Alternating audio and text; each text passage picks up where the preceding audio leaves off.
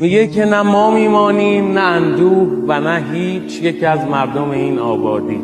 به حباب نگران لب یک رود قسم و به کوتاهی آن لحظه شادی که گذشت قصه هم میگذرد. آنچنانی که فقط خاطره ای خواهد ماند. لحظه ها عریانند، به تن لحظه خود جامه اندوه مپوشان هرگز. زندگی زرکاهی است که کوهش کردیم، زندگی نام نکویی است که خارش کردیم. زندگی نیست به جز نم نم باران بهار، زندگی نیست به جز دیدن یار، زندگی نیست به جز عشق، به جز حرف محبت به کسی، ورنه هر خار و خسی زندگی کرده بس. زندگی تجربه تلخ فراوان دارد، دو سه تا کوچه و پس کوچه و اندازه یک عمر بیابان دارد. ما چه کردیم و چه خواهیم کرد در این فرصت کم؟